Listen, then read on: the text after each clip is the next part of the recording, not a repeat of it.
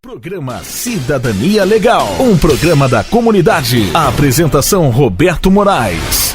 Olá, tudo bem com vocês? É o programa Cidadania Legal entrando no ar aqui com você. Mais um programa onde a gente tem aqui hoje a apresentação de um candidato, um novo candidato à Câmara Municipal de São Paulo. Como tradicionalmente, todos os momentos de eleição, a gente sempre dá oportunidade aos novos candidatos, né, para se apresentar à nossa comunidade, para a nossa comunidade conhecer as propostas.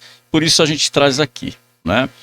Já me perguntaram, mas Roberto, por que os novos? Porque a gente precisa renovar, gente. A gente precisa fazer renovação da nossa Câmara de Vereadores. Por isso a gente disponibiliza aqui aos novos candidatos a oportunidade, né, da gente conhecê-los, da gente conhecer as propostas, batendo papo com ele, enfim, trazendo perguntas da nossa comunidade. Aqui nós vamos ter bastante perguntas direcionadas para a gente aqui, de pessoas da comunidade que vai estar perguntando, né, para o Geraldo.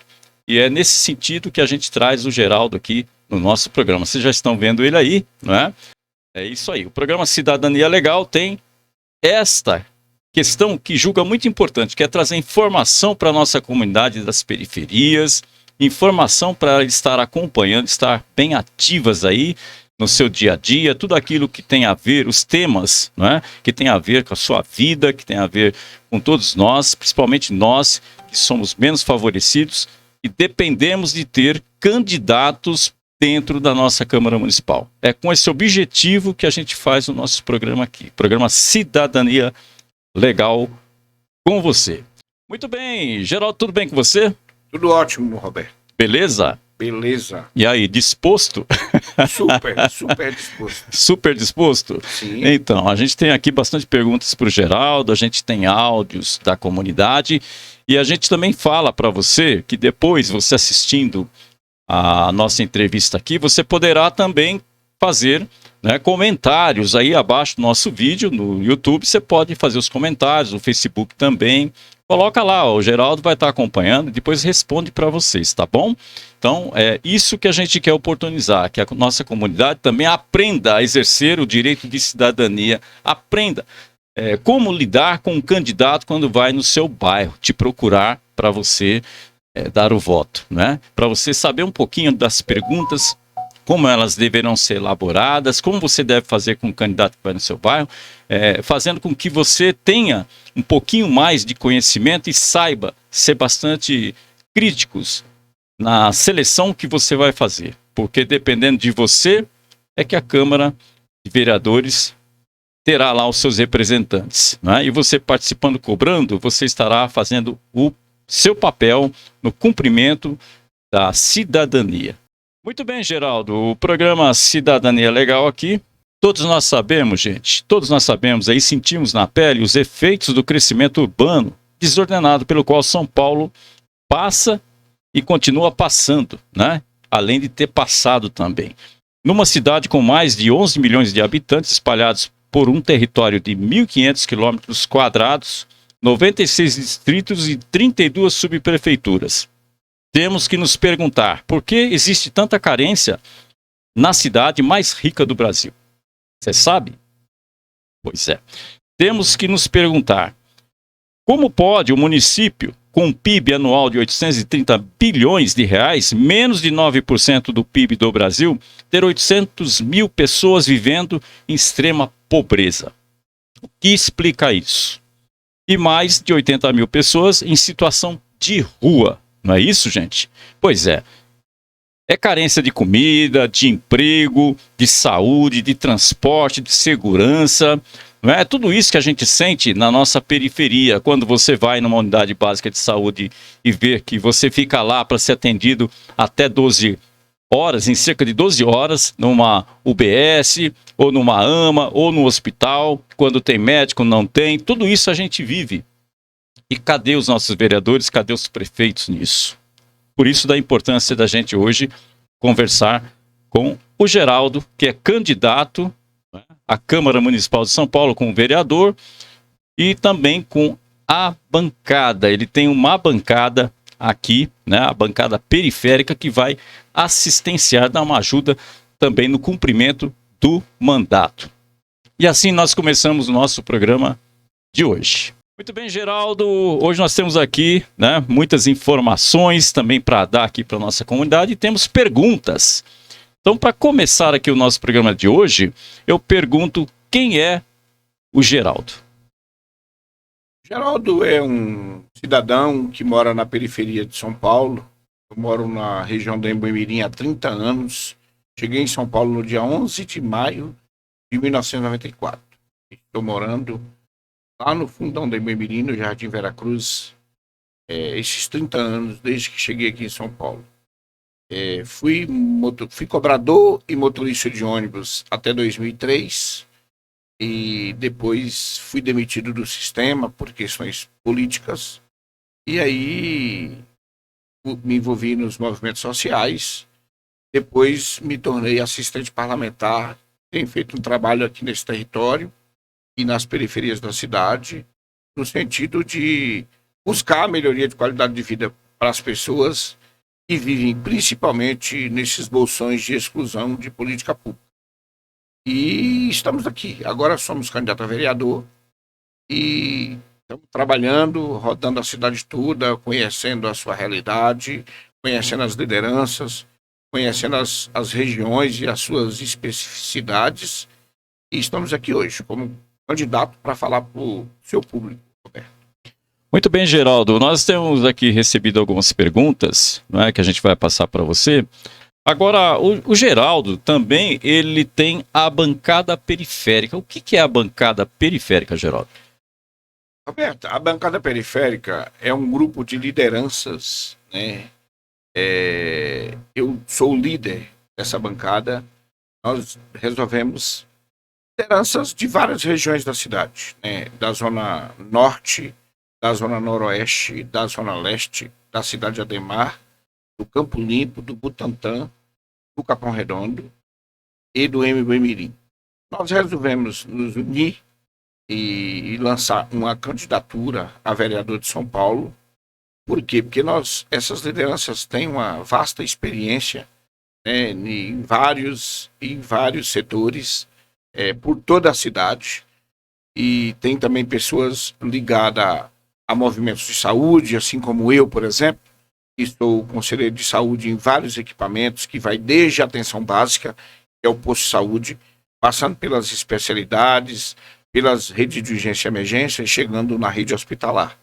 E temos também companheiros dentre os novos integrantes da bancada periférica. Nós temos pessoa também que tem conhecimento na área da educação, nós temos ex-conselheiro tutelar na nossa bancada, e nós temos pessoa que tem um conhecimento também na habitação, como é o caso da companheira Tereza. Então, é um grupo de lideranças que se uniram e lançaram essa candidatura, na qual eu estou encabeçando, na figura do vereador, mas nós teremos 8 co-vereadores, caso logremos êxito nesse nosso propósito. O que a gente vê aí na apresentação, Geraldo, que você faz da bancada, é que são pessoas que realmente vivem a comunidade como lideranças no seu dia a dia, não é isso? Isso mesmo. Como eu disse, eu posso citar um a um? Pode, com certeza. Então, nós temos a Rita, né, que é uma mulher negra, né, que ela, em alguns podcasts, a gente conversou com ela, perguntamos se ela já sofreu preconceito, por ser negra, por ser mulher, e ela faz alguns relatos nos nossos podcasts de momentos em que ela sofreu preconceito, mas ela é uma ativista social, foi presidente da associação do Jardim Macedônia, da ACAM, né? E é uma mulher muito ativa.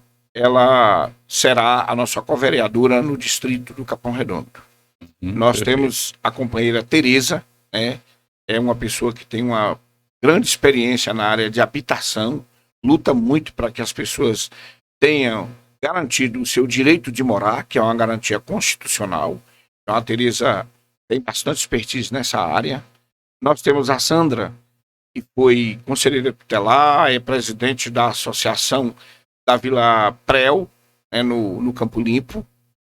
Temos a Elisa, que é uma grande companheira, uma grande liderança, que atua na região da cidade de Ademar Pedreiras, em várias áreas. Temos um companheiro condutor, né, porque eu fui condutor, como eu disse, até 2003, e a gente entende que é uma categoria muito importante para o funcionamento da cidade, porque os condutores são os primeiros a acordar e os últimos a dormir. O funcionamento dessa cidade depende muito deles, e muitas vezes eles não recebem o devido reconhecimento. Então, nós temos um companheiro que também será co-vereador e vai representar junto com o nosso mandato, né, essa categoria tão importante para essa cidade. Temos um companheiro da Zona Noroeste, companheiro Mazinho, que atua muito fortemente na Igreja Católica, nas paróquias, né, e atua também muito nos CDCs, na área de esporte. Temos o companheiro Nelson, que é um outro companheiro que também atua muito no esporte, lá na Zona Leste. E temos o nosso mestre Moisés, que é um mestre de capoeira, uma grande liderança da Zona Norte da cidade. É uma grande liderança também. Então, esse é o objetivo, é a gente ter um mandato que realmente tem uma representação por toda a cidade. E eu sou do Embu-Mirim e daqui da Zona Sul, e a gente quer ter realmente essa bancada eleita para poder fazer uma boa representação das periferias da cidade na Câmara Municipal de São Paulo. Muito bem, Geraldo. Então tá aí apresentado aí todo o pessoal da bancada, né? E vocês estão vendo fotos que estão sendo apresentadas aqui das pessoas que compõem a bancada. E nós vamos para as perguntas agora da nossa comunidade. Quem pergunta aqui é a Verônica de Vila Remo, e ela quer saber o seguinte: qual sua iniciativa para melhorar a nossa comunidade, Geraldo? Verônica, a nossa iniciativa para melhorar a comunidade, não só a comunidade da Vila Remo, mas toda a comunidade da cidade de São Paulo, com atenção especial para as periferias, porque, infelizmente, na administração pública, em alguns períodos na cidade de São Paulo, quem está na periferia não é alcançado pelos holofortes, infelizmente. E aí as lideranças, os ativistas sociais têm que desenvolver um trabalho muito sério para gritar e mostrar para toda a sociedade que nós existimos e que, sobretudo, nós votamos. Porque se não for assim, eles realmente não nos reconhecem, eles não nos atendem e, infelizmente, a gente fica relegado ao último plano. A cidade de São Paulo, ela vive um círculo vicioso nos últimos 30 anos. E a gente tem observado que sempre depois de um governo progressista, democrático e popular, a cidade elege 2 períodos de governos retrógradas que só pensam em beneficiar a classe dominante. Administram a cidade com as atenções voltadas e privilegiando a classe que nem precisa da interferência do poder do Estado. E eu vou dar um exemplo.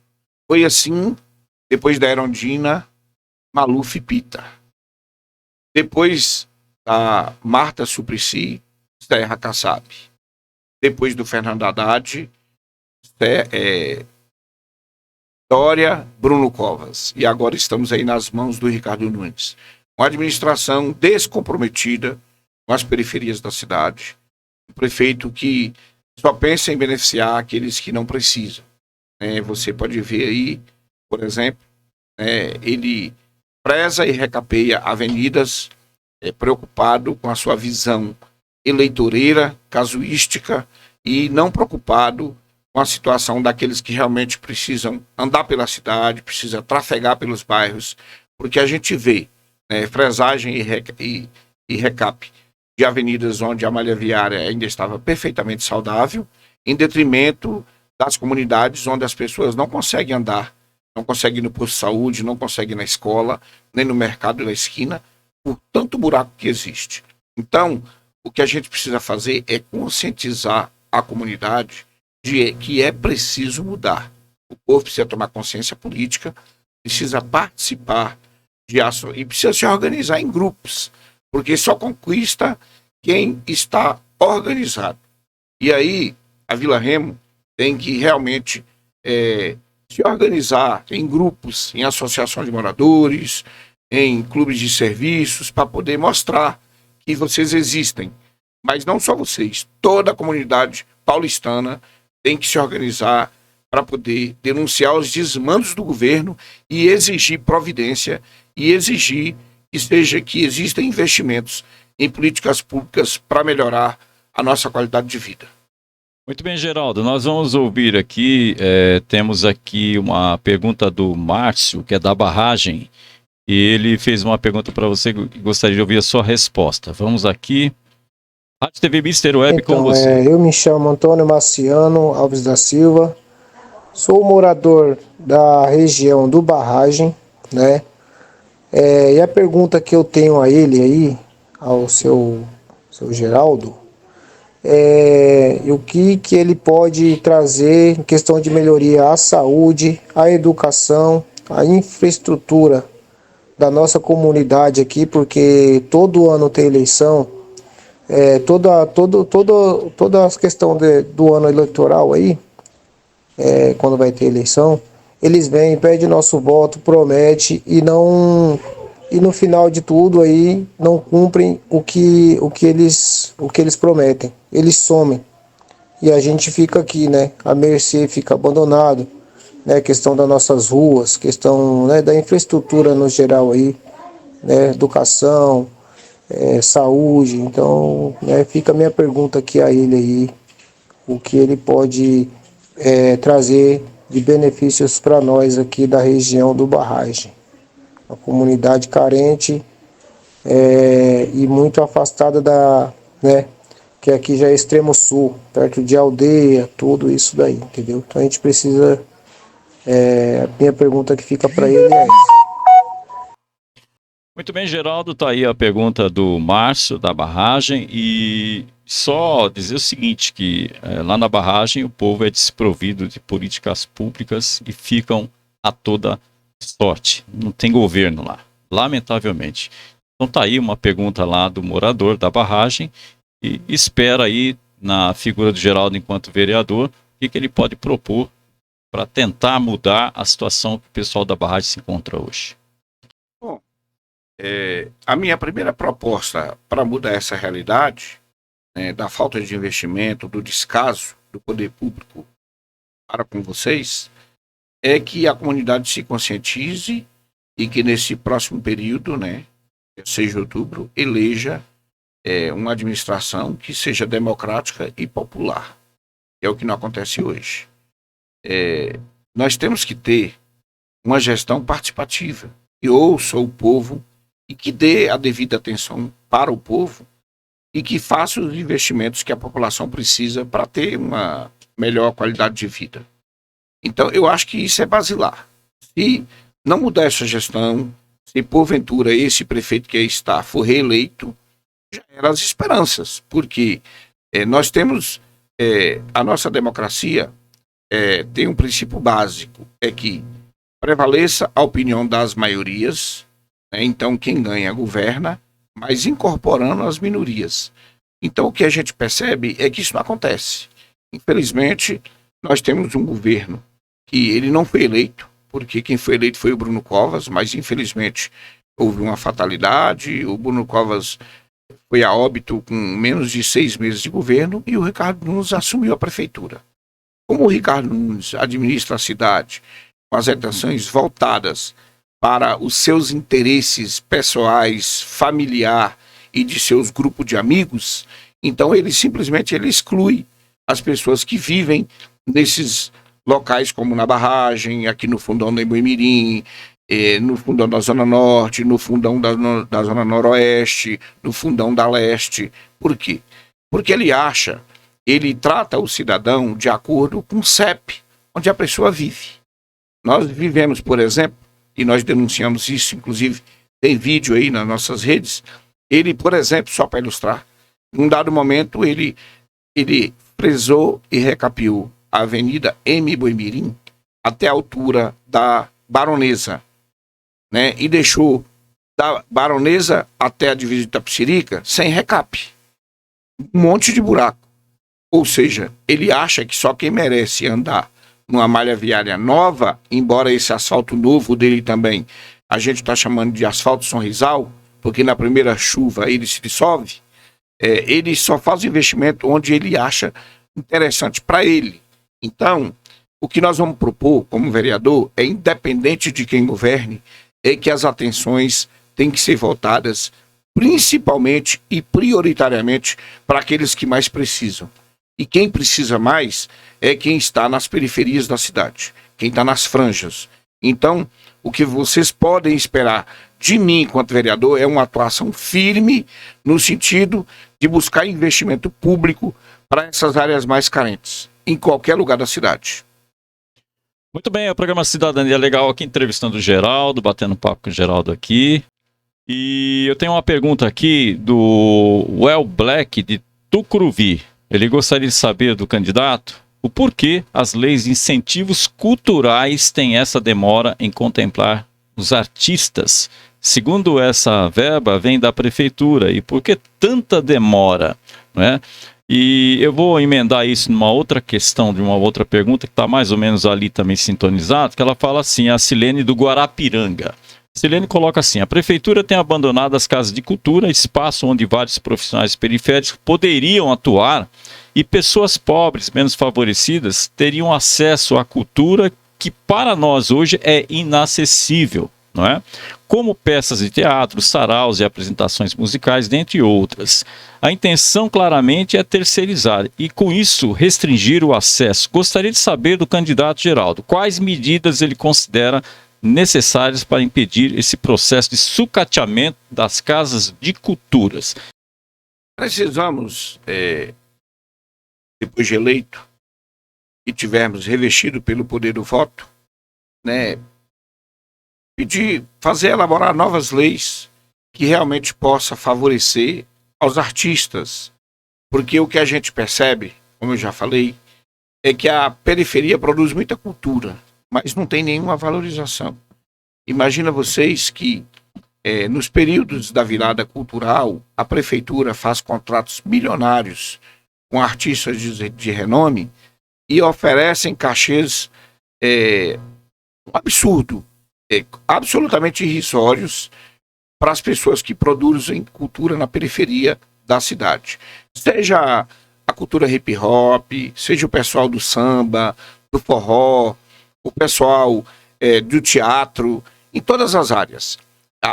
A subvalorização é uma coisa absurda. Eles supervalorizam, né, os grandes nomes, né, da arte, né, os grandes artistas, e desvalorizam aqueles que realmente produzem cultura o ano inteiro, né, às vezes até para o entretenimento da nossa juventude e das nossas crianças que vivem na periferia.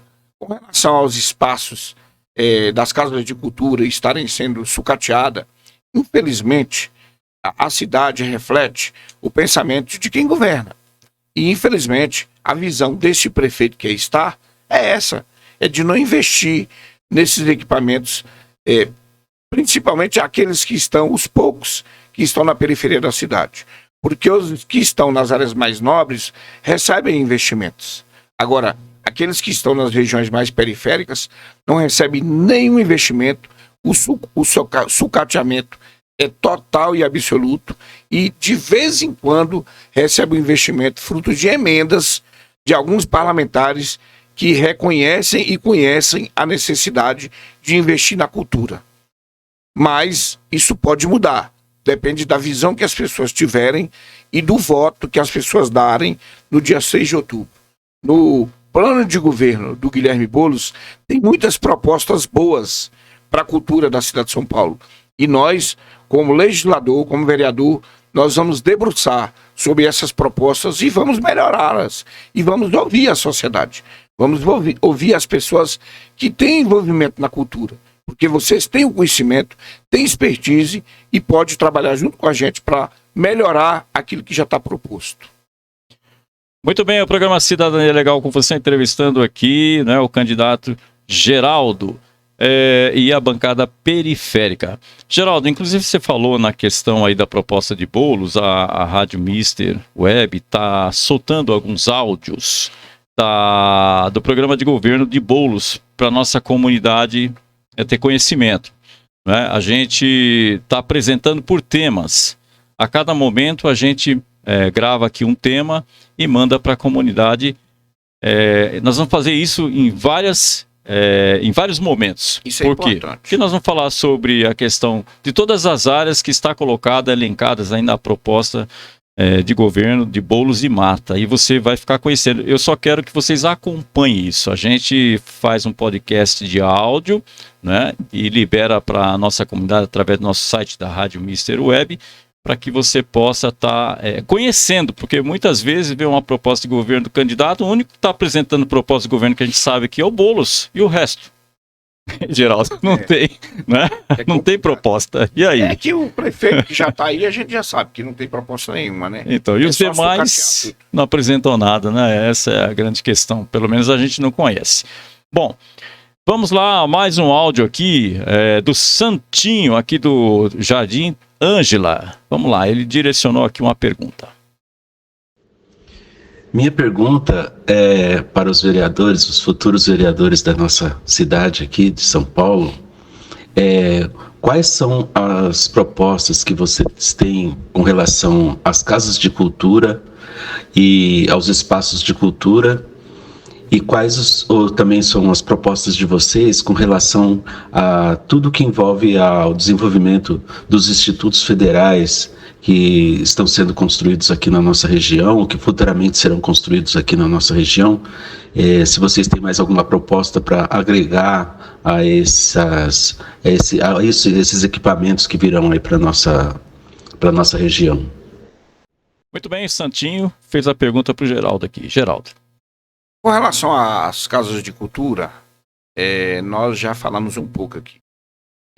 Precisa de ter investimento. A gente precisa, por exemplo, discutir a elaboração do orçamento da cidade, porque existem áreas e que os recursos são muito pequenos dada a necessidade que se apresenta.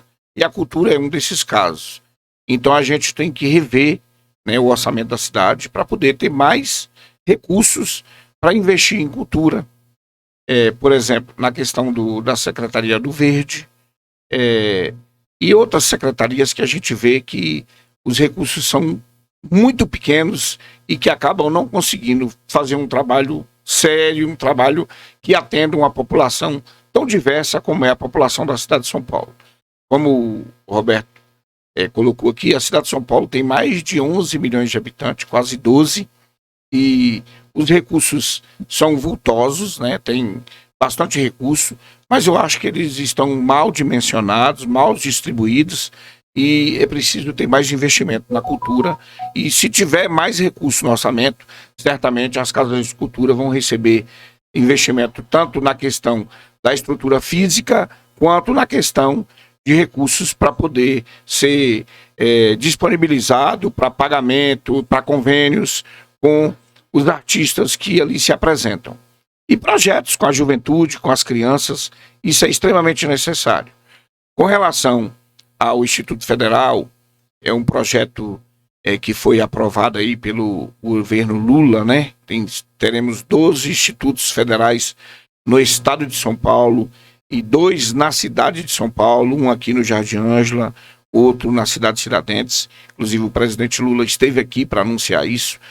Para nós é razão de muito orgulho, né? O pessoal aqui que realmente capitaneou essa discussão, o pessoal dos cursinhos, né? O companheiro professor Rafael, o Joel da Mãe Zazá, a Regina da Santos Martins, a professora Jaiane, entre outras pessoas, fizeram um trabalho sério e lograram êxito, importantíssimo, ótimo. Agora, nós não queremos ficar só no Instituto Federal. Nós queremos trazer também a Faculdade Federal para o Jardim Ângela, para que a juventude possa ter muito mais oportunidade. Então a gente vai, como vereador, vamos perseguir, vamos lutar muito para que a gente tenha o Instituto Federal, que já está conquistado, mas a gente também quer é fazer com que a gente também receba a Universidade Federal no Jardim Ângela.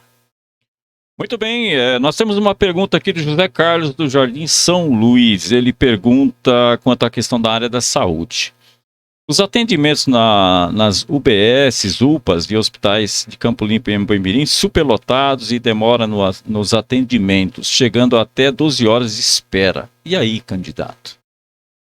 Então, Tá bravo o negócio, né? eu sou conselheiro de saúde, como eu já disse, eu sou conselheiro da Supervisão Técnica de Saúde do Embu-Mirim. Fui conselheiro do Hospital do Embu-Mirim durante 5 anos e fui conselheiro em vários equipamentos que vai desde a UBS até o hospital. Pois bem, eu fui o único conselheiro do Hospital do Embu-Mirim que, durante o período da pandemia, embora eu tenha comorbidades, né, eu sou diabético e hipertenso, então eu não adentrei as dependências do hospital nos 2 anos do período da pandemia, eu informava as pessoas que me elegeram e que me colocaram lá para os representar durante todo o período da pandemia. Eu produzia vídeos quinzenal, mensal, dando conta para as pessoas do que acontecia lá. Porque eu achei que era minha obrigação transmitir essas informações para as pessoas que nos elegem. Pois bem, a saúde, existem equipamentos na saúde que tem um segmento chamado Conselhos Gestores. É uma das formas de se estabelecer o controle social. E na saúde, esse controle ele é efetivo, né? Por quê? Porque o conselho ele tem poder deliberativo. Ele delibera. Ele não é só consultivo, como acontece em alguns outros setores da cidade. Então, na saúde, o conselho ele delibera sobre as matérias. Ele discute desde o fluxo do atendimento até tudo que passa pela saúde, todos os investimentos passa pela decisão dos conselhos gestores. E todos os equipamentos têm, desde uma UBS até o hospital. Pois bem, nós temos, por exemplo, aqui na região, o Hospital do Embu-Mirim, que é um hospital gerido por OS, e nós temos o Hospital do Campo Limpo, que é um hospital gerido pela administração direta. O que acontece? O hospital que é gerido pela OS, ele tem todo o recurso que é necessário para a sua manutenção. Há pouco tempo atrás, o Hospital do Embu-Mirim consumia 26 milhões por mês na sua gestão. Só que o Hospital do Campo Limpo, que é um hospital gerido pela administração direta, lá falta tudo. Falta tudo. E isso é proposital. Porque o Estado e a Prefeitura, eles instalam um estado de terra arrasada nos equipamentos de saúde quando eles querem entregar para as OS, quando eles querem entregar para a iniciativa privada.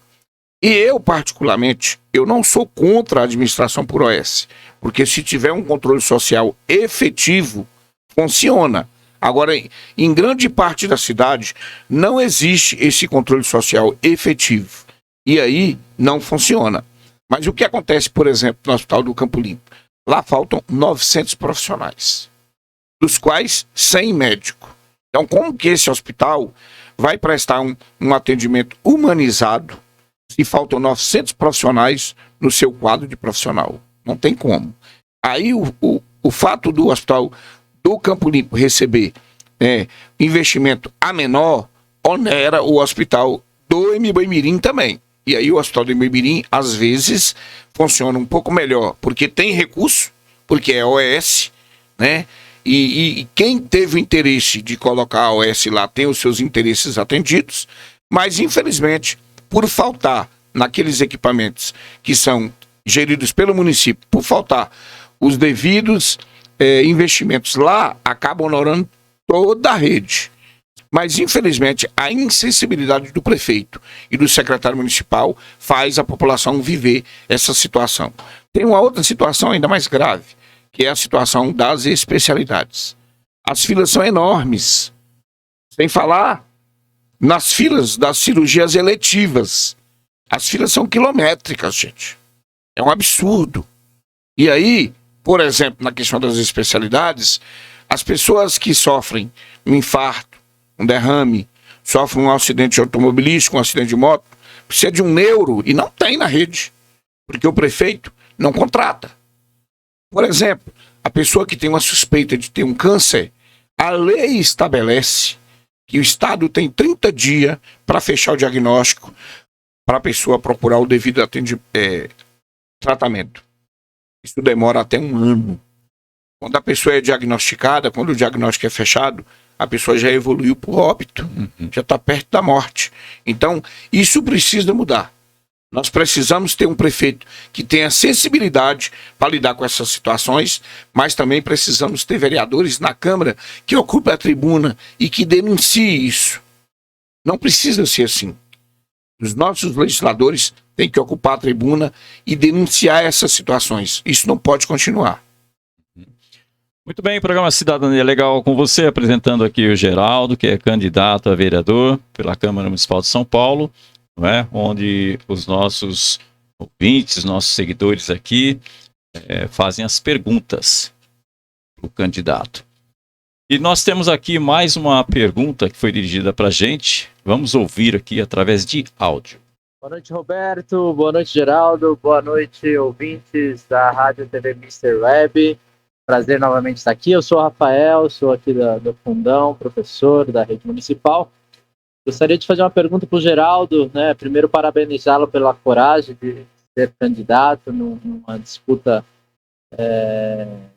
eleitoral burguesa que demanda muito trabalho, muitos recursos, muitas tarefas, né? E a minha pergunta vai nesse sentido para ele, para entender um pouco melhor quais, né? Gostaria que o Geraldo respondesse quais têm sido para ele os maiores desafios para apresentar uma candidatura periférica, né, de alguém humilde como ele, alguém batalhador como ele, alguém que, né, como nós, pobre, da ponte para cá, e está se propondo a disputar aí com candidaturas também de grande envergadura, que gastam milhões de reais.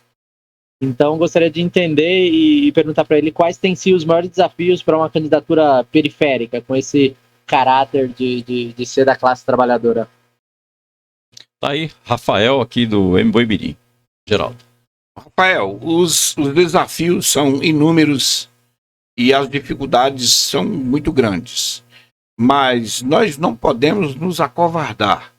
Assim como nós fazemos um trabalho, né, como um ativista social, né, aqui como representante, por exemplo, eu sou um dos coordenadores do movimento SOS Transporte, né, que luta tanto para trazer o metrô até aqui no Jardim Ângela, quanto para conseguir a duplicação da estrada de Boimirim, devido à situação insustentável que a gente vive aqui.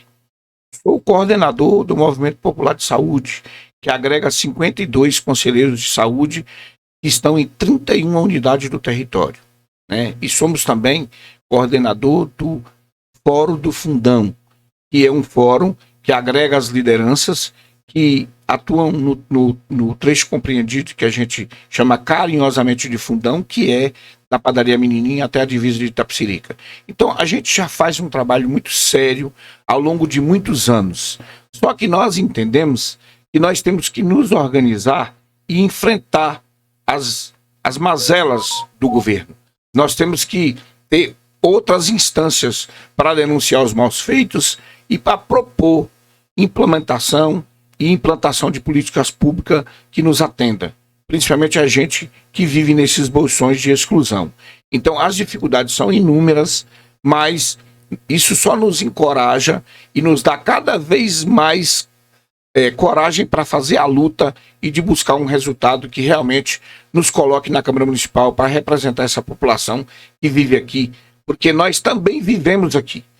Só para dar um exemplo, Rafael, estima-se que 60%, 65% da população da cidade de São Paulo moram nas regiões periféricas. E esse povo são quem elege os 55 representantes que estão lá na Câmara Municipal. Ocorre que quando você vai e pega os endereços onde os representantes que estão na Câmara moram, apenas 30% de quem está lá moram nessas regiões mais distantes do centro da cidade. Ou seja, a periferia está subrepresentada. Consequência, lá no parlamento é onde votam as leis que causam um grande impacto na nossa qualidade de vida. E muitas vezes nossos pedidos não são atendidos. porque os nossos pedidos não atendem, né, aos interesses de quem está lá votando as leis. Então a gente quer mudar essa realidade.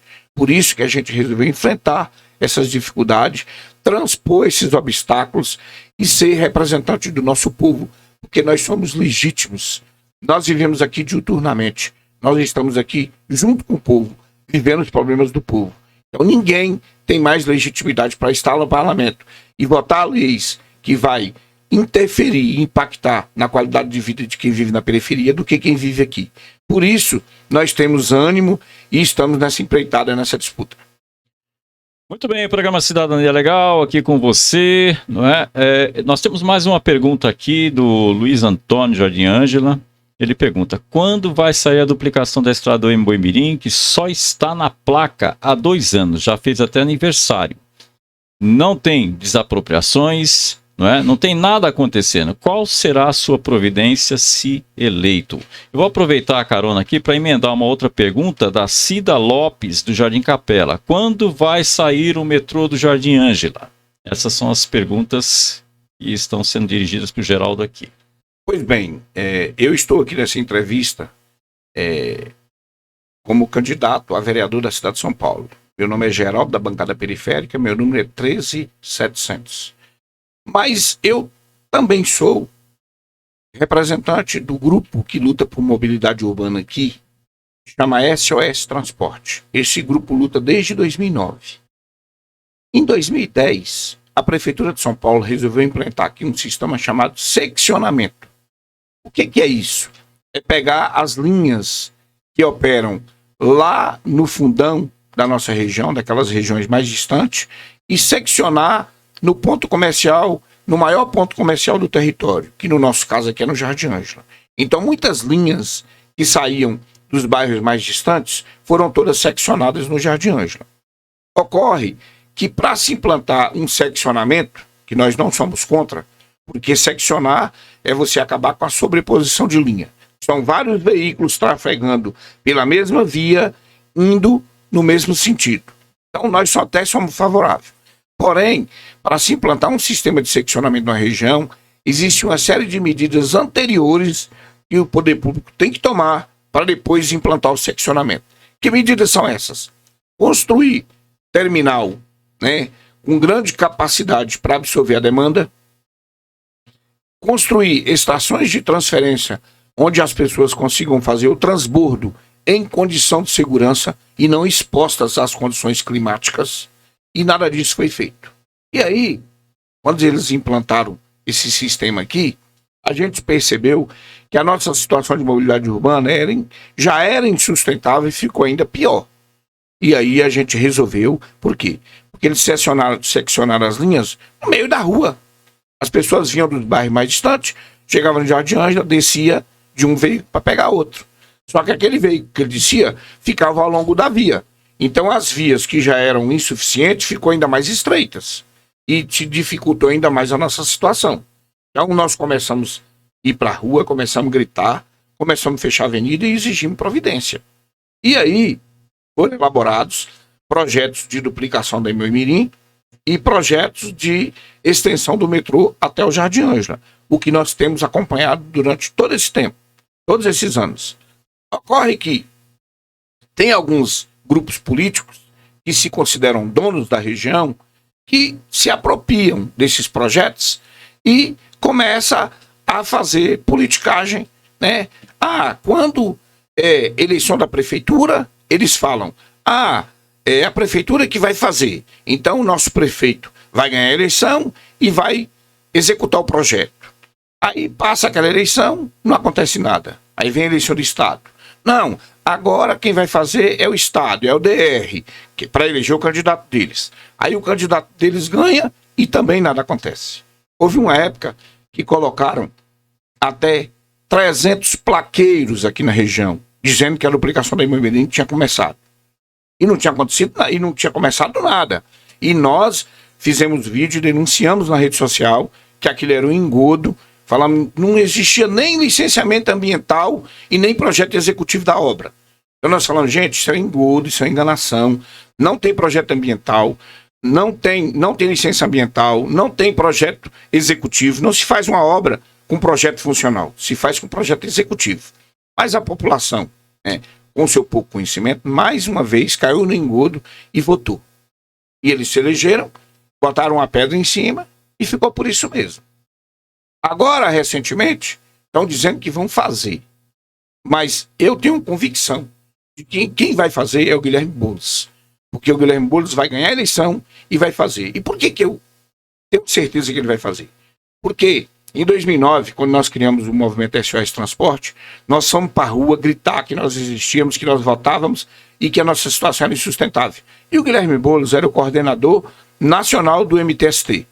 E ele colocou o MTST para nos ajudar nas mobilizações. E em vários momentos ele veio nas nossas manifestações e a gente trocava o microfone de mão para denunciar o que estava acontecendo. E ele o tempo inteiro, ele lutou para que essa via fosse duplicada. Então, seria uma hipocrisia muito grande ele ganhar a prefeitura e não duplicar. Então, eu tenho consciência, e eu já falei isso com ele, por sinal, de que ele eleito prefeito, sim, a duplicação do Moimirim sai. Com relação ao metrô, já foram feitos 3 projetos para o metrô chegar no Jardim Ângela. O primeiro seriam 3 estações, que era a nossa reivindicação, e que o metrô ele viria todo de superfície. Da forma que ele chega no Capão Redondo, por cima, ele viria de superfície, teria uma estação na São José Operário, no Capão Redondo, uma estação no Ângela, nas imediações das Casas Bahia, e uma estação em cima do hospital em Moimirim. Depois eles fizeram o projeto básico, projeto funcional. Quando chegou no projeto executivo, eles abortaram o projeto. Cancelaram, fizeram outro projeto. Esse outro projeto tinha também 3 estações, mas agora seria submerso. Uma estação no São José Operário, uma estação no Ângela e uma estação em cima do Hospital de Moimirim, mas todo submerso. Aí falaram, não dá, porque a estação que fica em cima do hospital, ela vai ter 70 metros de profundidade.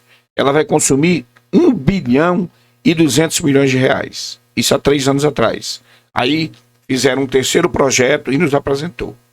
Nós vamos fazer agora, nesse modelo aqui, vai ser só 2 estações, não mais 3, sendo uma na Comendador Santana, de superfície, ela vai ser feita no modelo que chega no Capão Redondo, por cima. Depois ali da São José Operário, eles enterram o metrô, e ela vem 30 metros por baixo do subsolo, e a segunda estação seria em frente o terminal do Jardim Ângela. Em frente. Também de superfície, no alto. Aí nos entregou o projeto. Nós trabalhamos esse projeto, e levamos em algumas entidades aqui do território para apresentar o projeto, mas quando foi agora, 15 dias atrás, nós fomos na CCR, que é quem realmente está elaborando o projeto executivo agora é projeto executivo. Aí o metrô agora vai ser assim, ele vem do Capão Redondo até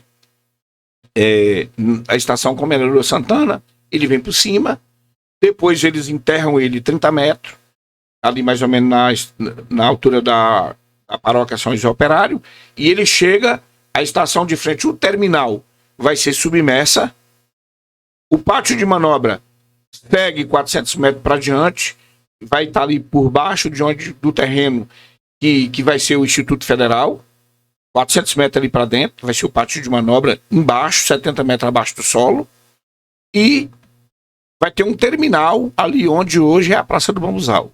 Ali vai ter um terminal maior, muito maior do que aquele terminal que existe hoje. Esse projeto, ele está faltando alguns traços. Eles dizem que até dezembro esse projeto vai estar pronto, já é o projeto executivo. Pela primeira vez, o projeto do metrô chega na fase executiva, porque eles sempre faziam o básico e o funcional. Quando chegava no executivo, eles cancelavam. Agora não. O projeto que está sendo elaborado é o projeto executivo, é aquele que vai ser executado. E eles dizem que a partir de março do ano que vem, começa a obra do metrô, nesse molde que eu estou dizendo aqui agora. Eu creio que sim, porque o presidente Lula, no dia que veio anunciar o recurso do Instituto Federal, também anunciou que o PAC vai aportar o recurso para trazer o metrô até o Ângelo. Então, Geraldo, essa questão financeira de quem é que vai construir o metrô, isso vem do governo federal e do governo do estado, é isso? O governo federal vai aportar o recurso, Ah. mas quem vai executar a obra é o governo do estado, porque o metrô é uma obra do estado. Uhum. Não é a prefeitura mais. Não. Não tem nada a ver. A prefeitura ficou na responsabilidade de fazer a duplicação. Isso. É isso? A prefeitura ia fazer a duplicação, o Haddad licitou e contratou a obra, aí o Dória entrou, suspendeu por várias vezes a execução da obra, passou por Bruno Covas, o Bruno Covas suspendeu algumas vezes, depois cancelou. Quando ele cancelou, aí tem que fazer tudo de novo. Aí o Dória veio na subprefeitura e falou, não, nós cancelamos, porque agora quem vai fazer é o Estado. E aí fez um projeto novo, onde não contemplava as mesmas coisas do projeto que o Haddad tinha feito em 2016, mas a gente concordou, porque a duplicação só iria até a entrada da estrada dos funcionários públicos, e até onde ia a ciclovia e o corredor de ônibus no canteiro central. E dali para frente seria um alargamento, né? Uhum. Mas a gente concordou porque a gente falou, ó, nós estamos 15 anos lutando, vamos deixar o restante para os nossos filhos lutar lá adiante.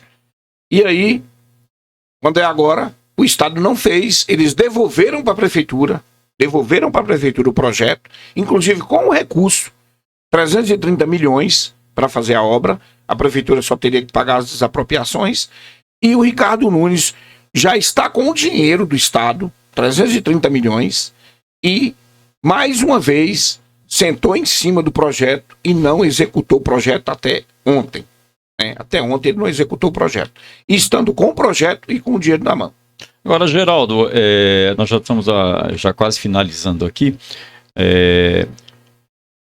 Na verdade, quanto tempo você acha que vai levar para fazer uma duplicação, uma vez que nem pensado na questão da desapropriação foi pensado ainda? Porque esse problema da desapropriação é uma questão muito séria, até porque vai ter um impacto jurídico muito grande, e isso emperra, não é, qualquer continuidade aí da obra. Como é que você vê essa questão aí, em termos de tempo? Se o Boulos, por exemplo, encarar isso aí, pegar isso firme, quanto tempo você acha que essa duplicação vai acontecer, uma vez que não foi feito nada ainda na questão aí, né, das pessoas ter que deixar o local para a estrada poder entrar? A previsão da obra é 36 meses. Mas é como você bem disse, tem questões jurídicas envolvidas.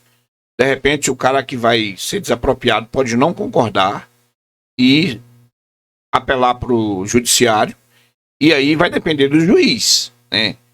Então, assim, realmente, como você falou, realmente é uma questão muito complexa, porque pode ter essas questões jurídicas que pode atrapalhar o andamento da obra. Mas a previsão da obra é de ser executada em 36 meses. 3 anos. Muito bem, é o programa Cidadania Legal com você aqui. Olha quanta informação a gente está tendo aqui, não é? Com o candidato Geraldo para a Câmara Municipal de São Paulo e a bancada periférica. Aumentar o nível de consciência das pessoas. E a gente só consegue isso participando. Tem que participar. Participar da associação de morador, participar do clube de serviço, participar dos sindicatos, participar da comunidade, participar dos partidos políticos, porque você vai se municiando de informações, você vai se empoderando, e aí você começa a questionar o porquê disso ou o porquê daquilo. Muitas pessoas ficam naquela de que eu odeio política, mas tem uma máxima que diz assim, ó, o castigo para quem não gosta de política é que ele vai ser governado por quem gosta. Isso é uma realidade. Então, as pessoas têm que adquirir conhecimento, adquirir consciência, participar de maneira efetiva, seja para reclamar, seja para apresentar sugestões, seja para ajudar a fazer. Eu, por exemplo, eu sou um ativista social, participei de maneira intensa e efetiva nos últimos 30 anos da minha vida. Até 2003 eu era motorista de ônibus, mas eu era militante do movimento sindical. Disputei CIPA, disputei comissão de garagem disputei a diretoria do sindicato da categoria. Até fui demitido por questão política. Eles acharam que tinha me enterrado, mas eu era semente. Quando eles me demitiram do sistema, eles acharam, vamos enterrá-lo. E agora, eu era semente, eu floresci, eu cresci, e eu estou aqui. Virei um ativista de causas sociais, da saúde, da mobilidade urbana, da habitação, que são garantias e direitos constitucionais. E hoje sou candidato a vereador da cidade de São Paulo. Assim é você, né, que está nos ouvindo. Você também pode adquirir consciência política, pode tomar coragem e participar de maneira efetiva e eficaz de todos os segmentos da sociedade, e um dia você também pode ser candidato. Ou que, se você tomar uma decisão de não ser candidato, mas você vai ter consciência do que é certo e do que é errado. Então, o que precisa ter é consciência. A população precisa se conscientizar de que precisa participar mais, precisa interagir mais, precisa ler mais. É isso. Muito bem, o programa Cidadania Legal, trazendo o Geraldo aqui para apresentar a sua proposta de mandato e também conversar com você da importância da consciência política, né? Política a gente vive na casa da gente. Da mesma forma que a gente vive a política no dia a dia na casa da gente, quando a gente fala que não gosta de política, a gente faz política. Às vezes está no seu subconsciente de não fazer, mas faz, né? E só para finalizar aqui, Geraldo, o que são partidos progressistas? O que os partidos progressistas têm a ver com as comunidades menos favorecidas? Que é muito diferente de outros partidos que vêm buscar voto nas comunidades, que representa elites, que vem aqui só no momento eleitoral buscar o voto e depois some. A comunidade nem vê a presença desses eleitos.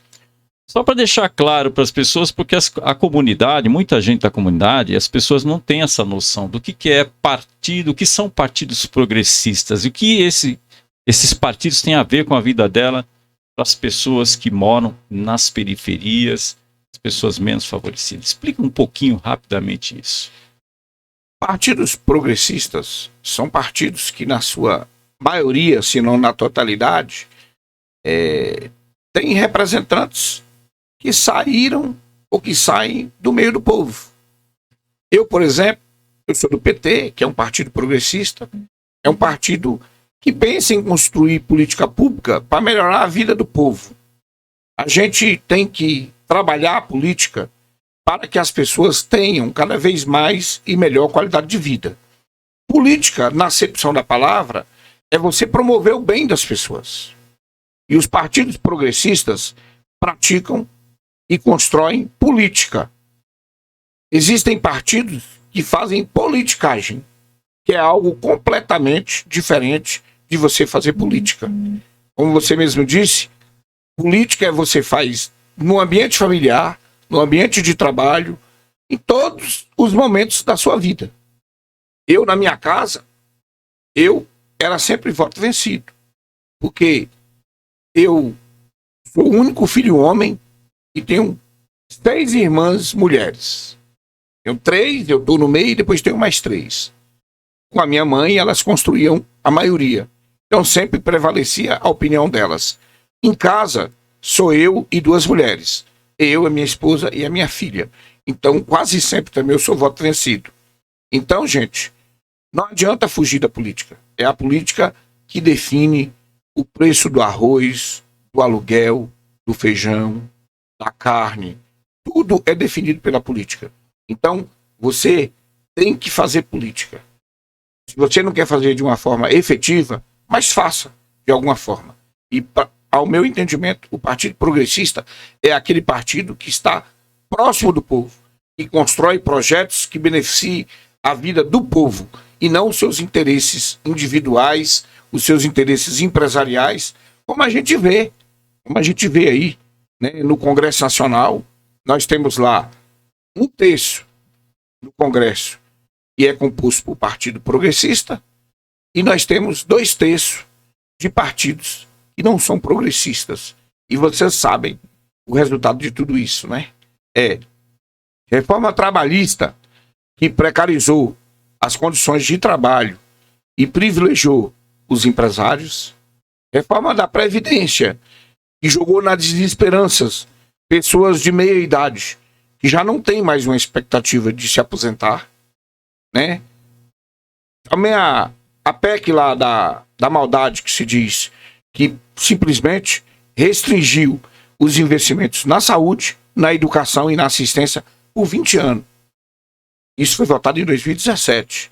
Imagina você... Tirando verbas. Né? Imagina você, de 2017 até 2037, a quantidade de crianças que irão nascer, a quantidade de pessoas que se tornarão idosos e que precisarão de ser atendido pelo SUS e não terá recurso.